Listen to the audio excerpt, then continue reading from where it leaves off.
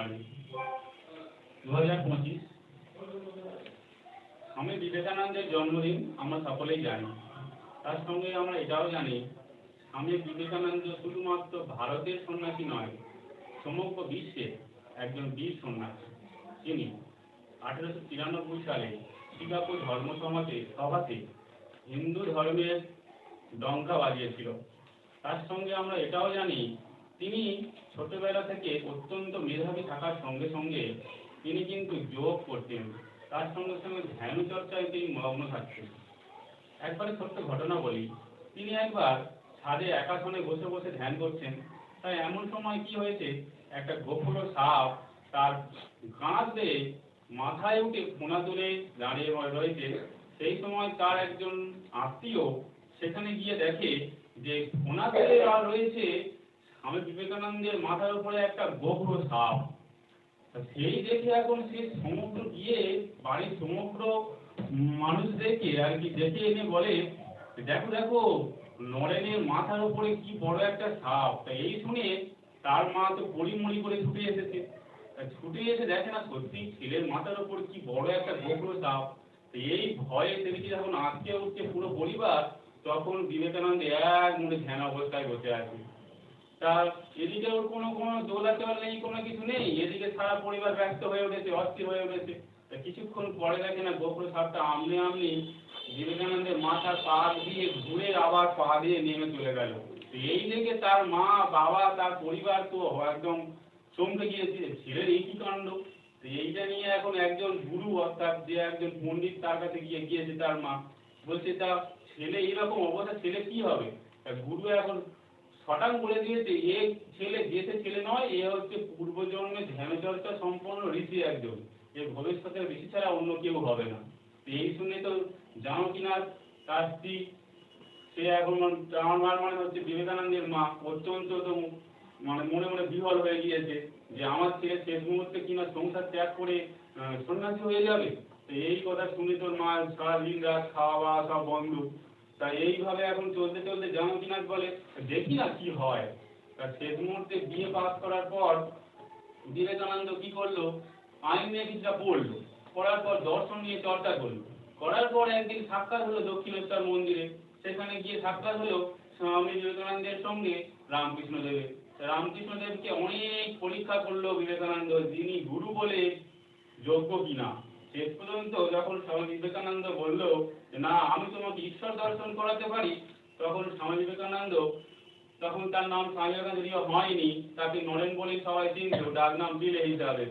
তার স্বামী বিবেকানন্দ যখন ওই রামকৃষ্ণদেবকে গুরু বলে মানলো এবং গুরু বলে মেনে নেওয়ার পর তার কাছে বেশ অনেক দিন ধরে শিক্ষা নিল, তার সঙ্গে ধ্যানচর্চার শিক্ষা, এমনি বেদ শাস্ত্র সব কিছু শিক্ষা নেওয়ার পর স্বামী বিবেকানন্দকে রামকৃষ্ণদেব একটা সুন্দর আশীর্বাদ করলো।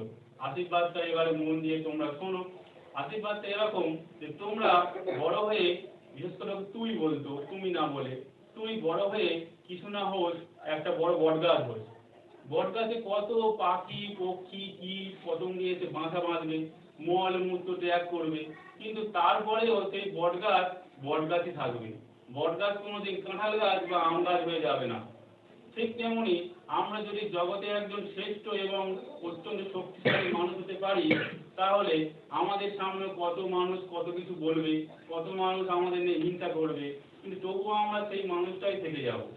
এই আশীর্বাদটা করার পর স্বামী বিবেকানন্দকে রামকৃষ্ণদেব বলল যে তুই এই এক ধরনের বটগাছ হবি, যদি শেষ মুহূর্তে মানুষের উপকার করতে করতে মারাও যায়, শেষ মুহূর্তে লোকেরা বলবে যে ওইখানে একটা বড় বটগাছ ছিল, যা কোনোদিন তোর স্মৃতি হিসাবে থেকে যাবে, তুই অমর হয়ে যাবে। এই আশীর্বাদটা স্বামী বিবেকানন্দকে রামকৃষ্ণদেব করেছিল। এই হচ্ছে স্বামী বিবেকানন্দের সংক্ষিপ্ত একটা জীবন চরিত। এবারে আমি স্বামী বিবেকানন্দ যেহেতু আমাদের এই ভারত ভূমির জন্য প্রচুর কিছু করেছে, তাই জন্যে আমরা এই ভারত ভূমির সম্পর্কে আমি বেশি কিছু নয়, 3টা প্যারাগ্রাফ অর্থাৎ কিছু লাইন আমি বলছি, সেইগুলো এই ভারত ভূমির সম্পর্কে অত্যন্ত গুরুত্বপূর্ণ। সেইগুলো একটুখানি মন দিয়ে শুনলে তোমাদেরই ভালো হবে। যেমন আমাদের এই ভারতবর্ষ, আজকে আমরা যে ভারতকে দেখি সেই ভারত কিন্তু সেই ভারত এখনকার ভারতের মতন আগেকার ভারত ছিল না। যদি আমরা আজ থেকে প্রায় 7,000 বছর আগেকার সময়ে যাই, তখনও আমাদের এই ভারতই ছিল। তখন সে ভারতের শক্তি আর এই ভারতের শক্তি আকাশ পাতাল তফাৎ, তা বলে বোঝানো যাবে না। আমরা হয়তো মনে মনে ভাববো যে বর্তমান সময় সবে তো মাত্র 5G কানেকশন এসছে, কিন্তু আমরা যদি একটুখানি ভেবে দেখি যে রামায়ণ পড়লে ওই হচ্ছে রাবণের পুষ্পগ্রথের কথা আমরা পাবো। পুষ্পগ্রথ সেই সময় আকাশে ঘুরে বেড়াতো। তো আমাদের প্রশ্ন হলো এখন এই পুষ্পগ্রথ আকাশে কিভাবে উঠবে? তখন যদি বিমান আবিষ্কার না হয়ে থাকে, পুষ্পক বিমান এর মধ্যে থেকে এখানে একটা বড় প্রশ্ন। তা এখন বর্তমান সময়ে অনেকে বলে যে আলভা এডিসন নাকি বিদ্যুৎ আবিষ্কার করেছিল। এ ভয়ানক কাণ্ড। মানেটা কি, যে এরকম যে আগেকার দিনে যারা ঋষিরা ছিল তারা নাকি মানে পণ্ডিত ছিল না। তা যদি তাই না হয়, তাহলে সেই সময়ে ঋষি অগস্ত্য কিভাবে যে ব্যাটারি তৈরি করে বিদ্যুৎ তৈরি করলো, একমাত্র ঈশ্বর জানে, আমরা জানি না। পাশ্চাত্য জগতের অন্যান্য গুরুত্বপূর্ণ ঋষিরা বলে, মানে ঋষি বলতে বিজ্ঞান মানুষরা বলে যে যা কিছু করেছি সব আমরাই করেছি। তাহলে প্রশ্ন হলো, ভারতীয়রা মনে হয় কিছুই জানতো না। যদি না জানতো তাহলে আর্যভট্ট জিরো আবিষ্কার করতে পারতো না।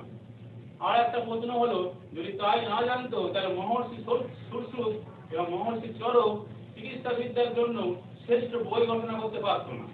আরো একটা হচ্ছে, মহর্ষি ভরদ্বাজ বিমান শাস্ত্র লিখে গিয়ে যেতে পারতো না, আর সেটা ইংরেজ সরকার ভারতীয়দের কাছ থেকে কপি করে নিয়ে গিয়ে ইংরেজিতে চালাতে পারতো না। এগুলো তো ভাবার বিষয়, যা আমরা কখনোই ভাবি না। আমরা বলি নিউটন নাকি মাধ্যাকর্ষণ শক্তি অর্থাৎ অভিকর্ষ বল নাকি আবিষ্কার করেছিল। যদি তাই হয়, তা পরবর্তী যখন আরো হাজার খানেক বছর আগে, তখন মনে হয় আপেল মনে হয় উপর থেকে উপরে চলে যেত, নিচে পড়তো না মনে হয়। তাই উনি একাই সমস্ত আবিষ্কার করেছিল, আমরা কিন্তু জানতাম না। তা সেই সময় যদি না জানতাম, তাহলে রামচন্দ্র যখন তীরগুলো ছুটতো, তীরগুলো তো আঘাত দিতে পারতো। তীরগুলো পড়ে যখন কি আবার নিচে পড়লো কেন? এগুলো একটা মহৎ প্রশ্ন, যা আমরা প্রশ্ন করি না। আচ্ছা, আমরা রামায়ণের যুগ থেকে একটুখানি ফিরে এসে মহাভারতের যুগেই যাই। শ্রীকৃষ্ণ বলেছিল অর্জুনকে, অর্জুন তুমি ক্রোধ ত্যাগ করো, তুমি কৈবল্য ত্যাগ করো। তা আমরা কৈবল্য বলতে বুঝি চুপচাপ কেঁদে কুটে সব বাড়ির মধ্যে বসে থাকা। আরে তা নয়। কৈবল্য বলতে বোঝায় যে আবেগ, অত্যন্ত আবেগ, সেই আবেগে থাকলে কোনো কিছুই হয় না। এইভাবে আমরা চললে আমাদের কোনো কিছুই হবে না। আমাদের মানতে হবে মহাভারতের ধর্ম, তার সঙ্গে সঙ্গে রামায়ণ চর্চা। তা না করলে আমাদের এই ভারত ভূমিকে আমরা শক্তিশালী করতে পারবো না। তার সঙ্গে সঙ্গে আমাদের এই ভারতের ইতিহাসটাও খানিকটা জানতে হবে। তা কিভাবে জানতে হবে? যেমন আমাদের ভারত এখন অখণ্ড ভারত নয়, আমাদের ভারত এখন বিভক্ত ভারত। কিভাবে বিভক্ত ভারত? দেখো, একটা সময় আমাদের এই ভারত শুধুমাত্র যে এই বর্তমানে কাশ্মীর থেকে আর কন্যাকুমারিকা আর পূর্বে মেঘালয় থেকে শুরু করে আর ওই পূর্বে গুজরাট পর্যন্ত ছিল না। তার সঙ্গে সঙ্গে আফগানিস্তান, ইরান পর্যন্ত সীমানা আমাদের ভারত ভূমিতে ছিল। যদি তোমরা ইতিহাস পড়ে থাকো, তোমরা জানবে যে মহারাজ পুরু তিনি কিন্তু সেই সময়ে দরাউসের সঙ্গে যুদ্ধ করে জয়লাভ করেছিল, সেই ইরানের পারস্য পর্যন্ত জয়লাভ করেছিল। বর্তমান সময় যদিও আমাদের পারস্য আমাদের মধ্যে নেই, আর তার বর্তমান নাম ইরান, সেটাও আমাদের মধ্যে নেই। আফগানিস্তান আমাদের মধ্যে নেই, আমরা রাখতে পারিনি, তাই নেই। তা যাই হোক, তার সঙ্গে সঙ্গে অখণ্ড ভারতের একটুখানি ম্যাপটা একটুখানি ভালো করে একটুখানি বলছি, সেটা এখন মনে করে দেখো কত সুন্দর শুনতে লাগে। ইরান থেকে শুরু করে আফগানিস্তান, আফগানিস্তানের পর পাকিস্তান আমাদের মধ্যেই ছিল। তার সঙ্গে Nepal, Bhutan, Laos, Cambodia, Myanmar, এগুলো আমাদের মধ্যেই ছিল।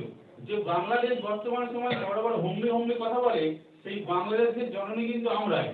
আমরা সেই বাংলাদেশকে 1971 সালে যুদ্ধে জয় লাভ করে উপহার দিয়েছিলাম তোমার থাকো বলে।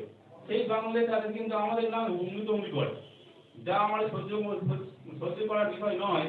তবুও আমরা ধৈর্যবান ব্যক্তি ভারতবাসী হিসাবে আমরা সহ্য করে চলেছি।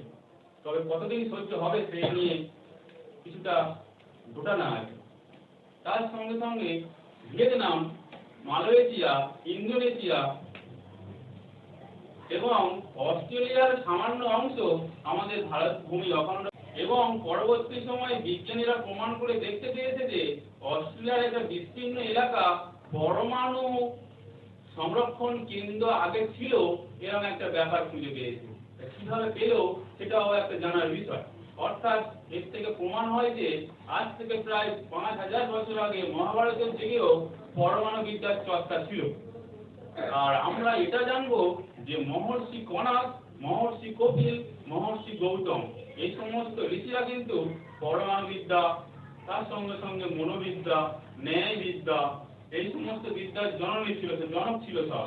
যদিও আমরা সে সমস্ত দর্শন শাস্ত্র ভুলে মিলে দিয়েছি। তার জন্য আমরা আমাদের শিক্ষকেরা, আমাদের পিতামাতারাও কিছুটা দায়ী যদিও, তবুও সবটাই দায়ী বলে বলা যায় না। আমি তোমার শিক্ষক হিসাবে এই সমস্ত কথাগুলো অল্প অল্প সংক্ষিপ্ত পরিসরে জানিয়ে দিয়ে আমি আমার বক্তব্য শেষ করছি।